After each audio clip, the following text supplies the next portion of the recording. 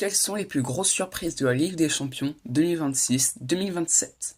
Alors attention, ceci est mon classement personnel. Ce n'est pas forcément votre classement ou même un classement global. Voilà, c'est vraiment personnel. Et voilà, je préfère prévenir avant de démarrer cette vidéo. Alors c'est parti. En cinquième position, on retrouve le RC Lens, Cocorico. En effet, les Saint-Élor honorent leur quatrième participation à la C1 et eux, ils n'y ont plus participé depuis la saison 2023-2024. En quatrième position, on retrouve Manchester United.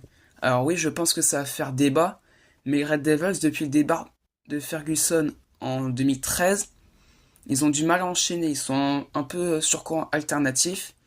La preuve, ils n'ont plus participé à la Ligue des Champions depuis la saison 2023-2024. En troisième position, on retrouve la Roma. Alors pareil, je pense que ça va faire débat puisque la Roma est habituée aux compétitions européennes. Mais bon, la Roma, ils se sont plus qualifiés en C1 depuis 8 ans quand même. Donc ça fait un peu beaucoup. En deuxième position, on part en Espagne avec le Betis Séville.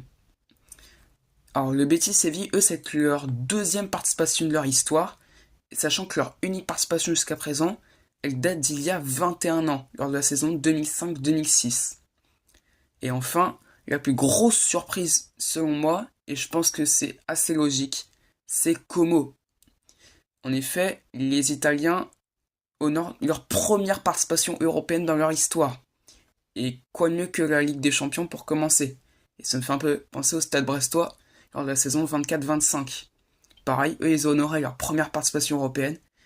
Et eux, c'était la Ligue des Champions aussi. Ils avaient fait un super parcours.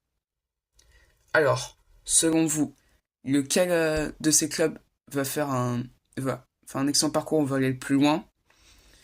Et pareil, dites-moi votre classement personnel en commentaire. Et n'hésitez pas à vous abonner.